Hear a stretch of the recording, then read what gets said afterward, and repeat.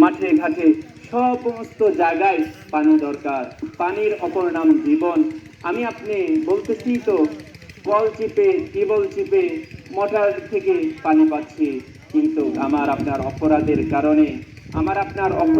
কারণে পশু পাখি তারা তো কোথায় পানি পাবে? মাঠে ঘাটে সমস্ত কিছুই শুকনা হয়ে গেছে। এই জন্য সম্মানিত উপস্থিতি, আল্লাহ তাআলার কাছে তওবা ইস্তিগফারের মাধ্যমে একমাত্র আল্লাহ তাআলার রহমত আমরা পেতে পারি। ইস্তিগফারের মাধ্যমে, তওবা ইস্তিগফারের মাধ্যমে আস্তাগফিরুল্লাহ পড়তে পারি।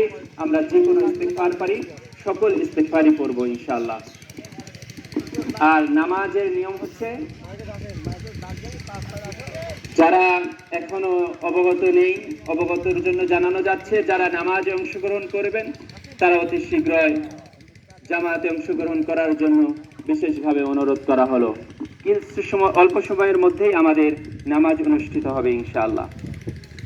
এই নামাজ হলো নফল নামাজ, কিন্তু আল্লাহর নবীর সুন্নাহ। আল্লাহর নবীর সুন্নাহ।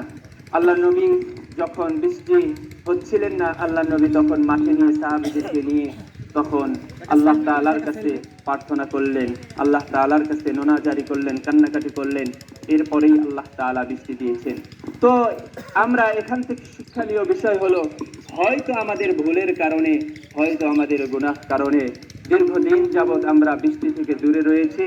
তো এক হিসাবে বৃষ্টির জন্য আমরা দোয়া করব, আরেক হিসাবে এই ফার্স্ট আমরা যে আল্লাহর নবীর সুন্নাহ আদায় করতে পারছি, এর জন্য সকলেই আল্লাহ তাআলার কাছে শুকরিয়া আদায় করছি, বলছি আলহামদুলিল্লাহ। আর আমরা নামাজে দাঁড়াবো।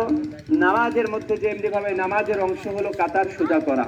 যার কাতার সোজা হবে না, যার কাতার বাঁকা, তার মন বাঁকা হাদিসের মধ্যে আসছে।